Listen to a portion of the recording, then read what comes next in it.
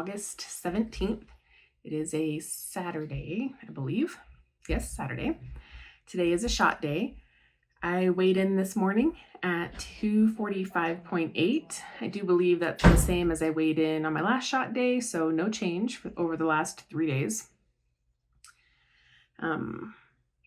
Feeling wise has been pretty good.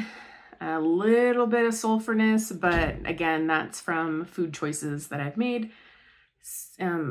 Heart palpitations, I've had them, but they've been fairly minimal. I took my shot earlier today, so I will show you that. As far as anything else, it's business as usual. I've been sleeping okay. I haven't necessarily been eating the best lately, but that is, that's just on me. What else? Can't really think of much else. Haven't heard back from my device that I was wearing. That'll probably be a couple weeks before I hear anything about that. I have a doctor appointment next week about just to see if he'll refer me to get a CT on my heart, just to make sure that's in good working order. Not a lot going on. I've been binge watching Scandal and just taking care of the kids. Kind of looking for work here and there. I just applied at this place called Chat Desk, I think. It sounds like it's very poor pay. You get paid per message, but it's companies hire out for people to respond to pretty much their social media feeds. And there's like this kind of like predefined set of answers that you can do unless you have to tweak it a little bit. So I'm not expecting a lot of money coming from that, but it is something. eBay is hiring again, just so you guys know. I used to work for eBay. They're a really good company to work for. They're starting their CSRs at $20 an hour. So if you're looking for an at-home remote phones job, eBay is a really good company to work for. And they have great benefits and the starting pay is excellent. And they give you a really thorough training for the phones. Like they don't just throw you out there. I wanted to say like 6 or 8 weeks of training is what it is.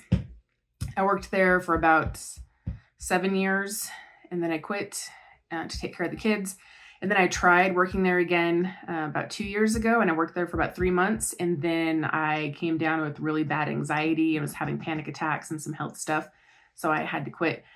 I wish that they were hiring for part-time. That would be great. It's only for full-time. And I just don't know if it's feasible for me to work a full-time job at this stage with the kids and the carpooling and everything. And I know that, so many families make it work. They do. And we probably could too, again, but I don't know. If I can still find something else to bring in some money that's just part-time. There is a part-time job at the school that I'm midway through applying for. It's a literacy aid.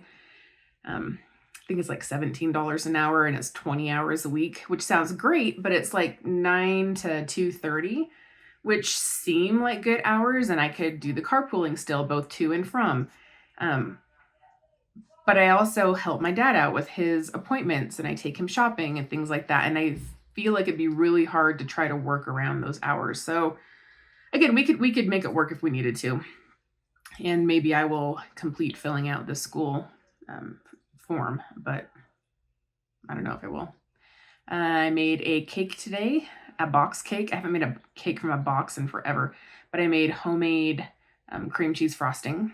And then because I had 3 very overripe bananas that I didn't want to throw away, I made banana muffins. So my house smells really good right now.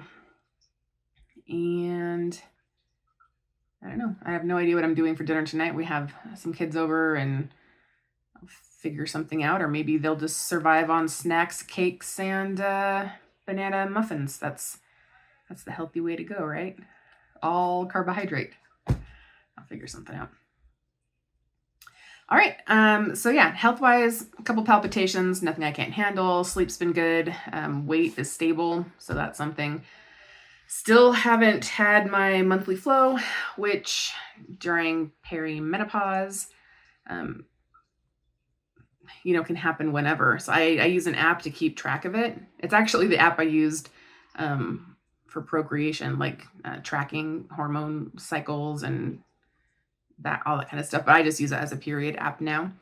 And it's basically, I don't want to say it's useless at this point, but it almost is, since everything's out of whack anyway. I am kind of thinking about talking to my lady doctor about the hormones again. Even though my numbers are pretty much great, I am curious if I would feel better supplementing a little bit. A lot of the stuff that I'm reading is a lot of folks, a lot of ladies, when they go into menopause or perimenopause, they can start to get anxiety, and sometimes going on hormones helps regulate that, which I find very interesting. Because like I said, 2 years ago, I had a crazy spike and I just couldn't talk to people on the phone. And I mean, granted, phone work is not super fun to begin with. You got people calling in, so they're going to have a reason to call in. It's not like they just want to chit chat. So they're usually in a mood. And that's why I had a little bit of anxiety from that. But it's been a couple years now and I'm still on anxiety meds for it. Tried going off of it, I don't know, 6 months ago or whatever. And that did not go well. So maybe it's a hormone imbalance thing. And even if my blood work looks like it's okay, like how much can you trust that kind of stuff, It's a very imperfect way to test, I guess. My hormone levels on one day could be quite a bit different than maybe a week later or a week earlier or even the next day maybe. It's very imprecise. So I might end up calling her this week just to see if she'll just do like the lowest dose of, I don't know, estrogen or progesterone or maybe even testosterone. I don't know, because that's something that ladies need too. Yeah. All right, guys. I will talk with you later. Bye.